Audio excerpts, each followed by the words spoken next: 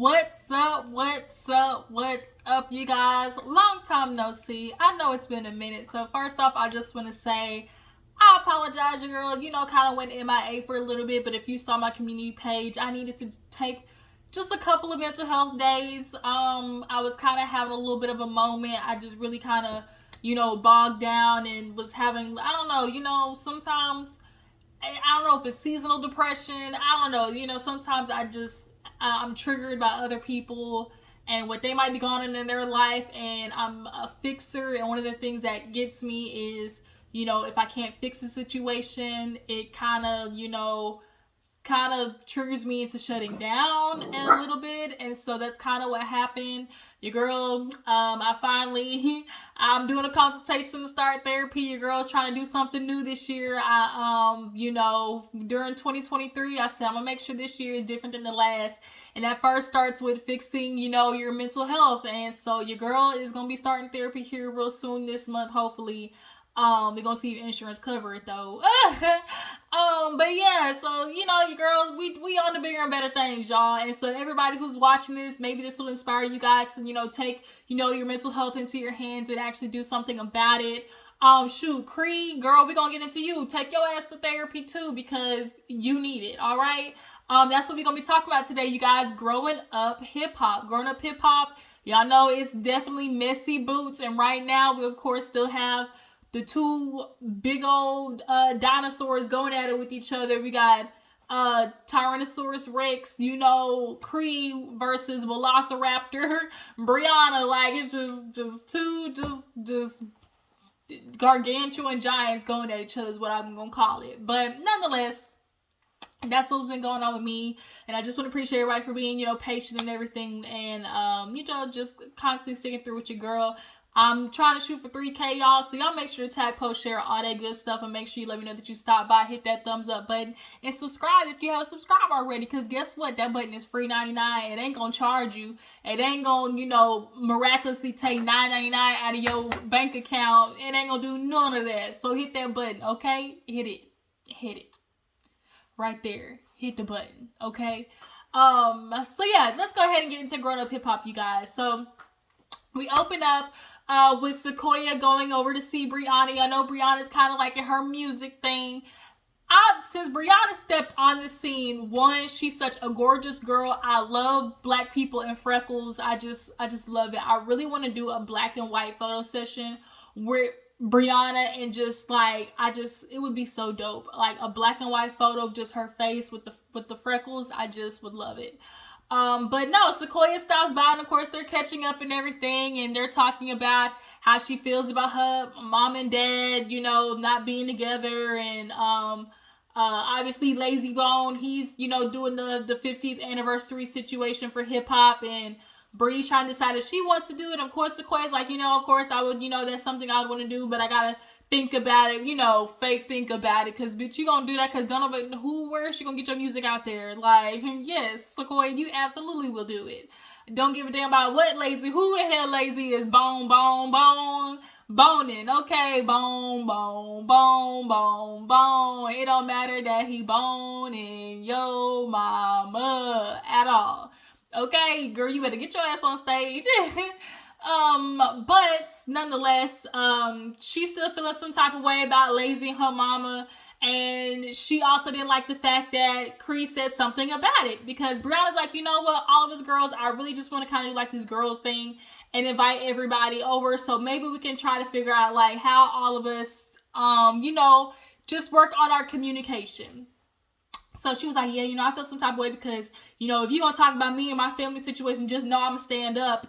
And of course, we do the playback of what Cree said. I mean, I don't fucks with Cree, but right is right, okay?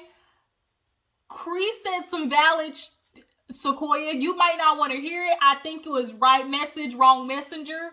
Because at the end of the day, what Cree said was valid. Girl, your daddy got addiction issues, alcohol, drugs, whichever. We all know we got a little bit of alcohol problem. He can't get his lips off the liquor. He's obviously a cheater. I'm going to obviously throw in mentally, emotionally abusive, because there's nothing left to do after being an alcoholic. but be mentally, emotionally abusive. So throw that in there. Who knows if he was, otherly abusive, but I'm just throwing out there for sure we all can guess that he was mentally, emotionally abusive with the cheatation, with the alcoholism, all of that stuff. So, you feeling like your mom is supposed to have some type of respect for that or stay in that situation? Like, you asked your mama, oh, so there's no chance you and daddy get back together? Hell no. So at that point, Sequoia, should nothing be coming out of your mouth about, doing it the right way, or, them thinking about each other.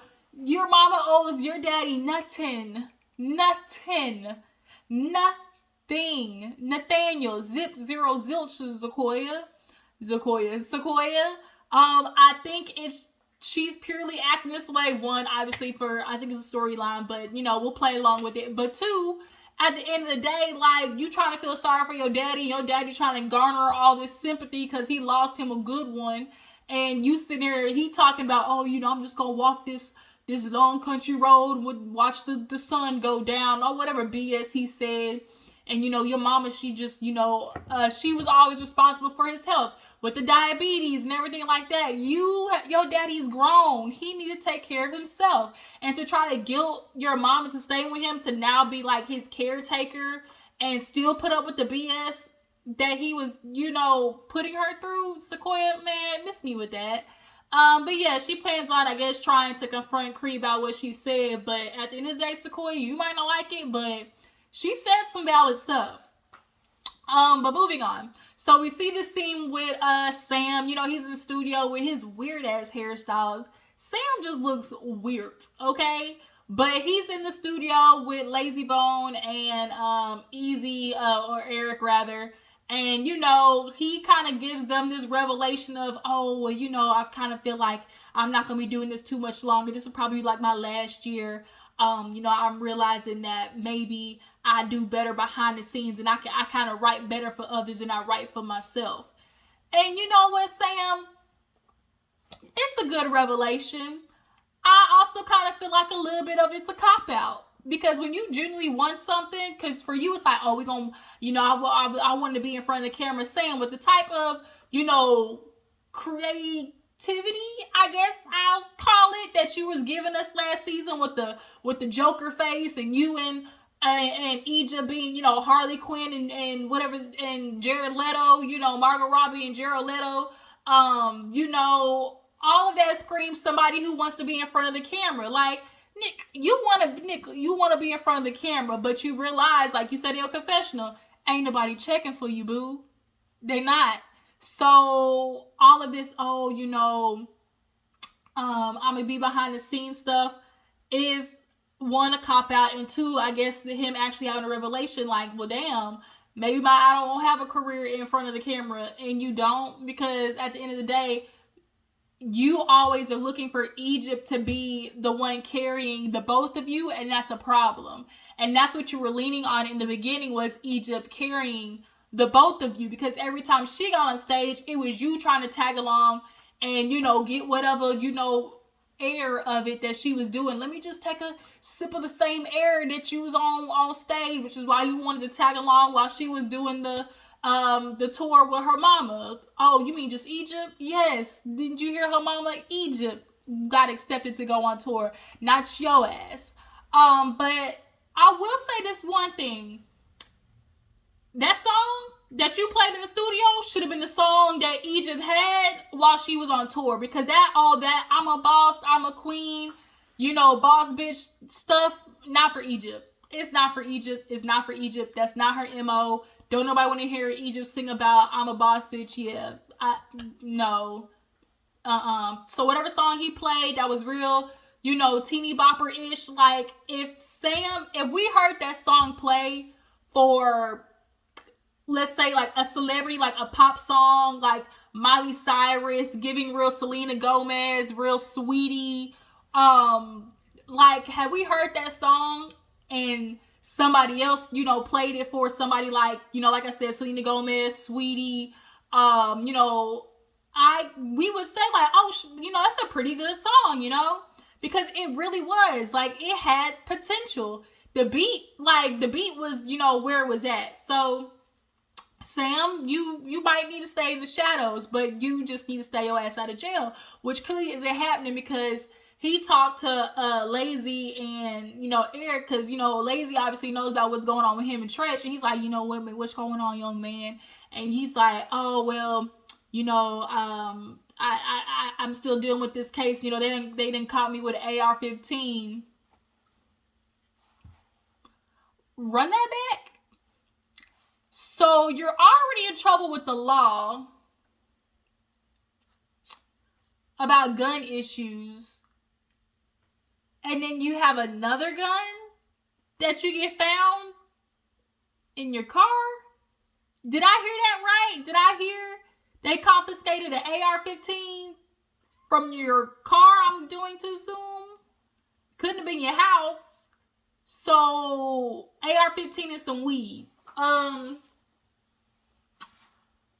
Sam, you stupid. Like, you're stupid. And how is somebody supposed to depend on you for protecting, for providing for their family when you consistently are making dumbass decisions like this? And you feel like Tretch was hard and you was trying to come for you as a man and everything, but he's relying on you to take care of his daughter. Do you think having actions like that proves like I'm a man who can protect and provide for your daughter? No, but he telling Eric about, I'm doing a bunch of different things, because now that I got a baby on the way, I gotta be, thinking about how I'm gonna provide for them and stuff like that. So, I'm gonna do like a food truck. So Eric's like, oh, okay, a food truck. He's like, well, not really food though. I'm thinking Snowcones. And Eric kind of was like, Snowcones. He's like, man, you got a family, a baby, trying to push your career. Like, Snowcones ain't gonna get it. At this point, Sam is giving real Martell based, where it's like, I'm gonna throw whatever at the wall. If y'all don't know Martell from Love and Marriage Huntsville, I'm gonna throw whatever at the wall and see what sticks, is what Sam is going with. Martell had his, I'm gonna do wine, I'm gonna do a nude calendar, not a nude calendar, but a sexy calendar shoot. I'm gonna do a book on healthy eating.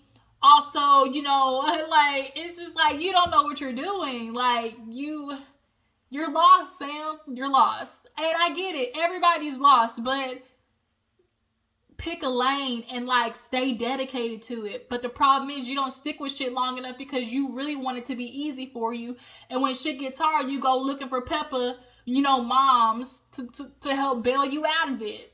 But I hope the snow cone shit worked for you, because shit, for Egypt's sake, it better.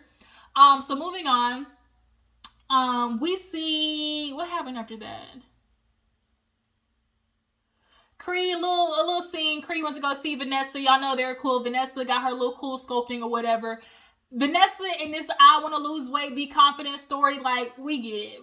Vanessa, it's so crazy though. I will say how the tides had turned, because we all know growing up, Angela and Vanessa, Angela was kind of considered like, I don't want to say the ugly sister, but Vanessa was kind of like the, the child, and Angela always was compared to her. And now Angela has kind of low-key become the it girl. People come to her, look at her and her Instagram for her fashions. She's in shape. People love Angela's, body. And now Vanessa looks at Angela and almost like is, envious of her, jealous of her, and wants to, I don't know, like kind of appease to the public the way Angela does. And now she's doing the cool sculpting and all that type of stuff like that. But nonetheless, it looked good on her. Cree comes and lets her know that, she has been holding on by a thread. She had dealt with multiple losses. And she's like, I'm like this close to starting therapy. Bitch, start it. You're crying in the middle of a cafe shop. Start. Like yesterday. Like yesterday. I'm glad the conversation brought, like Vanessa said. Like we, always, and she's like, you don't want to be, holding your stuff in and lashing out, because it's like you're already, quote unquote, the angry black woman. And you don't want to help facilitate that by being, the angry black woman, because you don't, want to take your behind the therapy and work on the issues at hand, Cree, you got daddy issues. Hell, your daddy, I still ain't forgot that Luke ain't know your birthday. Like, I still ain't forgot that. So if I ain't forgot it, I know you ain't forget it. Like, you got a lot of to work through.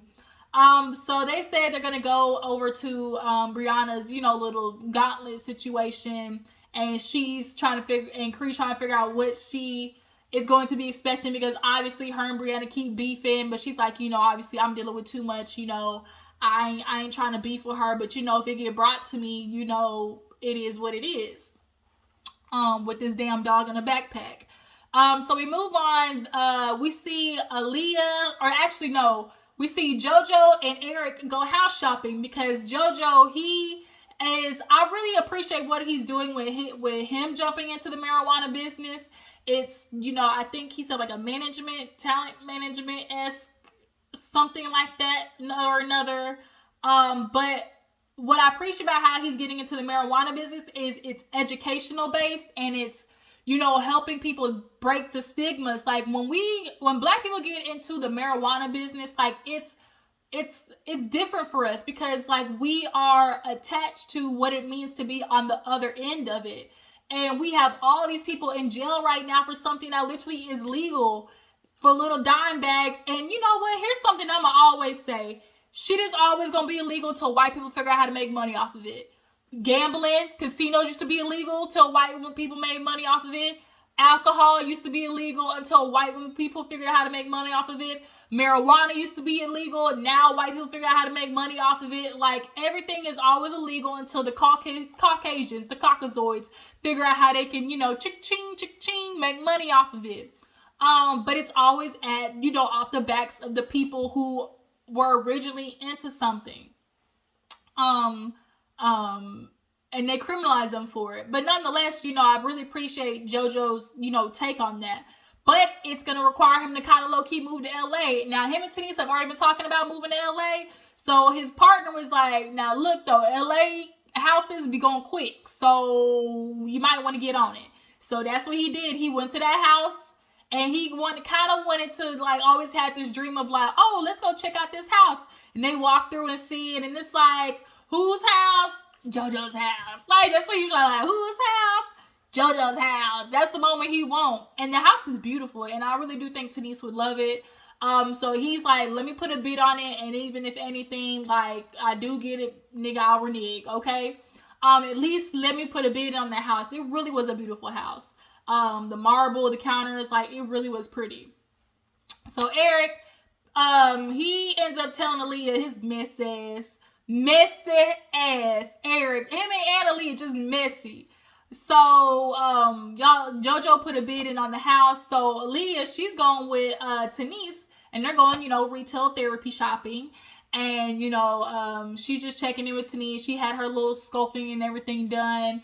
Tanice checks in with Aaliyah. Right now, she's feeling some type of way because, Eric, he stayed his ass out all the damn time. She's like, girl, he's literally gone to the casino all day. And we all know that's the truth, because people at the casino know Eric by his government name. Like, they are expecting him. Even the cook knows his name. When people at the establishment start knowing you first name basis, you're doing too much, okay? Eric, we get it. You're making money, with the weed and everything.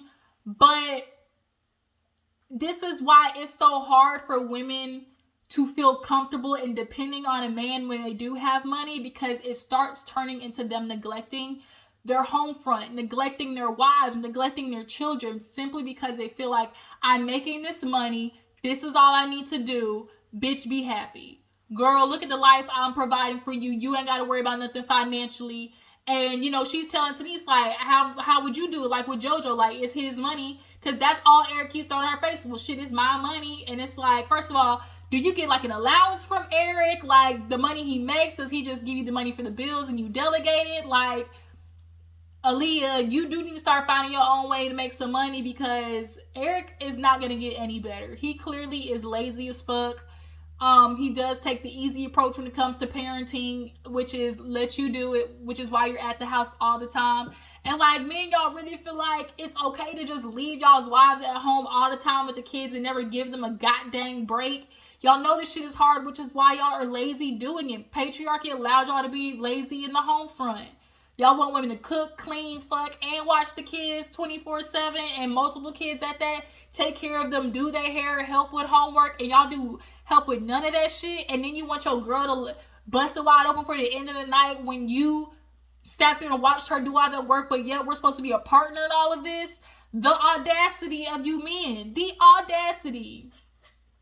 But for once again, it's always going to be the thing of like, it's my money, I'm taking care of everything. You know, sit back and take whatever behavior I give you because, bitch, I got money. Aaliyah, find you a way to make you an income right now. Tanice said something about, I was like, yeah, it's his money, but like, I'm your partner in this. Like, I help. Like, Eric, the only reason you're able to do what you do, men, y'all need to understand something. The only reason y'all are able to do what you do, go out and trick around money at the casino, go out and fuck around with your little side chicks. All of that is possible only because you got a woman staying at home watching your kids. Remember. And handle all responsibilities that your ass is supposed to be helping with. But yeah, Tanice was like, girl, you need to say something and quit accepting that behavior. And she do. So Tanice, messy ass, they start talking about kids. And she was like, yeah, you know, I want him to help with kids. She's like, well, do you plan to have more? She's like, no, but I'm not getting my tubes tied. You know, I want him to get a vasectomy. More men need to start getting vasectomies. We wouldn't be having all this damn terminating pregnancy talk, you know, with Roe v. Wade, because men, y'all need vasectomies. Like, it's amazing how y'all want to be out here, you know, having sex raw, but you don't want to, like, deal with the consequences that come with that. Oh, you don't want no baby, but you would rather raw not nut in the girl. I guess, you know, shoot the club up. You know, you trying to be, you know, nut squared in this piece and then be mad when a baby, 9 months later, ding dong, baby, be mad as hell. But it's like, you did that to yourself.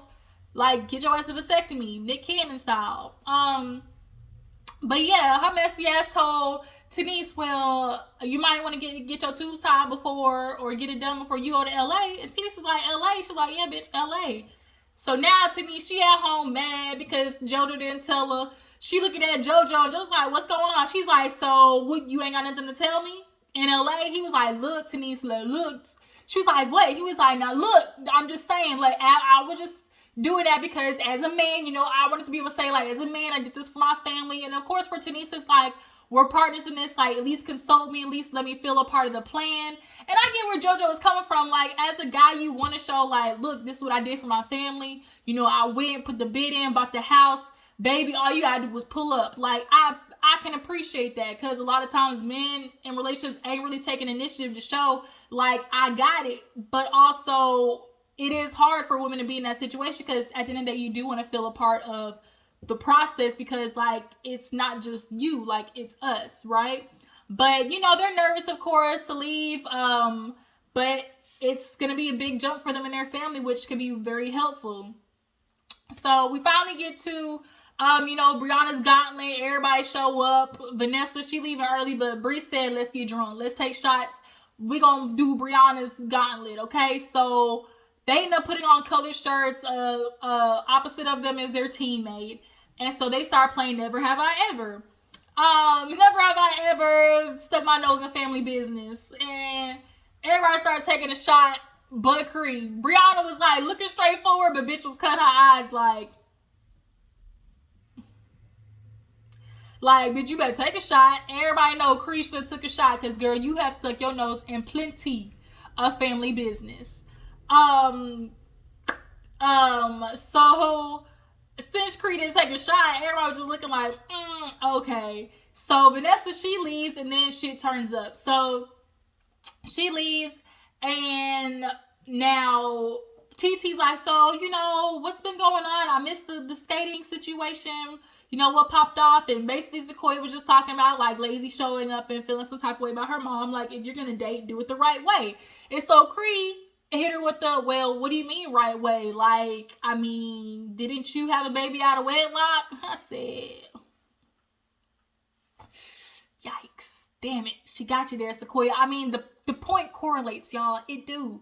Like, you want to talk about order of events. Like, eesh. And it's like, once again, Cree, you said something, just right message, wrong messenger. Right message, wrong messenger. Okay, you was not close enough to Sequoia to be throwing out hard truths like that. But at the end of the day, Sequoia, bump what you talking about with the separation divorce process. We all know that can take years trying to legally divorce somebody. I'm not with your daddy. I moved out. I got my own place. Like, cut the shit, Sequoia. Let your mama live. Quit trying to track her pussy miles. So that Sequoia was like, bitch, don't make me flip this whole table over. So now TT's getting into it. Why you always got some slick ass comments to say? Cree's like, girl, I thought we made up. Like, I'm not finna start with you. Bree tells TT to shut up because it's like, girl, don't do that. Like, don't try to, blow everything up. Y'all, Bree has grown a lot. Excuse me, I'm speaking.